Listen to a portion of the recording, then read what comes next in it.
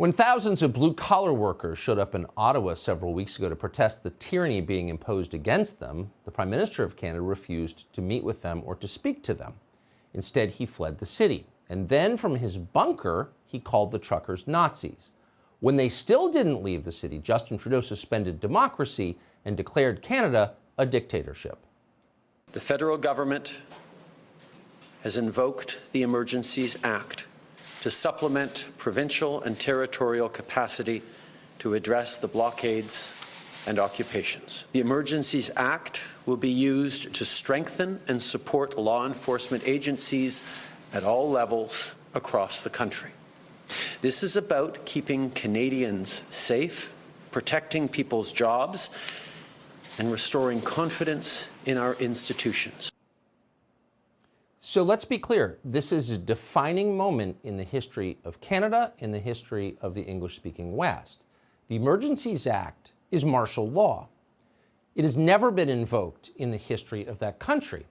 Now, by law, the Emergencies Act is allowed only in emergencies, in, quote, urgent and critical situations that seriously endanger the lives, health, or safety of Canadians. What's happening now does not qualify. What's happening in Canada now is not an emergency. Here's what it looked like this weekend.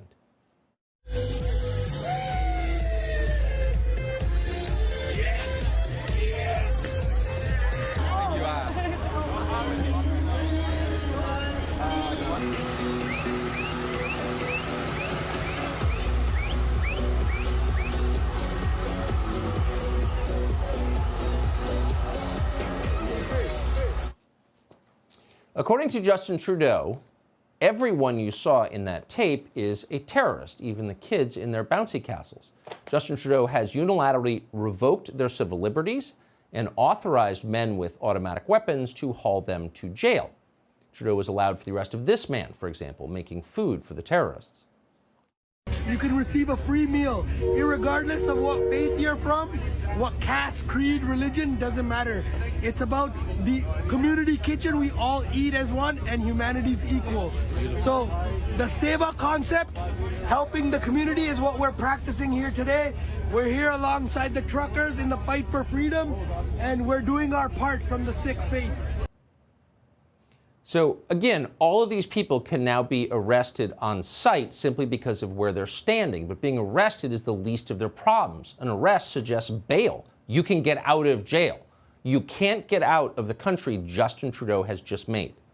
Under martial law, Trudeau now has the power to force banks to seize their bank accounts and insurance companies to cancel their insurance. That means they can't actually live in Canada anymore. They are non-persons. They're enemies of the state, and they will be crushed.